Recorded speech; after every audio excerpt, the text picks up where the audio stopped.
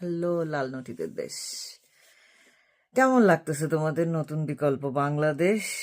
যে বাংলাদেশে তোমাদের একজন ব্রেনলেস দনওয়ালা বিচিওয়ালা শাসক শাসন করতেছে। যে বাংলাদেশে বাচ্চারা হামে মরে গেলেও সেটা নিয়ে কেউ প্রতিবাদ করে না, কিন্তু যারা প্রতিবাদ করে তাদের পেছনে আবার তোমরা বসে থাকো যে ওরা কেন কথা বলবে। ভাই তোরা তাহলে কথা বল, তোরা তো বলতে পারবি না, কারণ তোরা তো নুনুসের কলা মুখে নিয়ে বসে আছিস, এবং সেই কলার সাথে সাথে আমাদের তারেক ভাইয়ার কলা নিয়েও বসে আছিস। যেহেতু তোরা কলাওয়ালা শাসক পাইছিস, এতদিন তোদের কলাওয়ালা শাসক দরকার ছিল।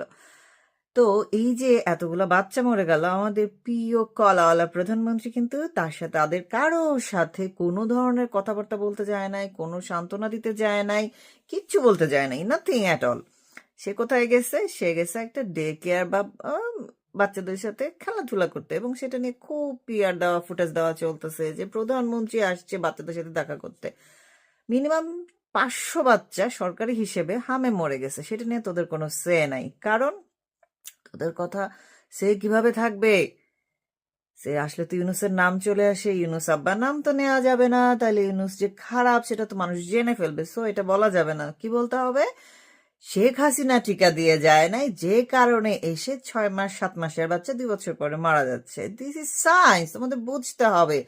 যে সায়েন্স দিয়ে তোমাদের দনওয়ালা ইন্টারফেল পরাধীন মন্ত্রী ইঞ্জিনিয়ার হয়ে যাচ্ছে, ঢাবিতে ভর্তি হয়ে যাচ্ছে, সেই একই সায়েন্স দিয়ে 2 বছরের আগে যারা 5 বছর ধরে টিকা দেওয়া হয় না, সেই জন্য 6 মাসের বাচ্চা মরে যাচ্ছে, 7 মাসের বাচ্চা মরে যাচ্ছে। বুঝছো? এই সায়েন্সটা তোমাদের বুঝতে হবে। এই সায়েন্স তোমরা বুঝো না বলেই তোমাদের কপালে আজকে এত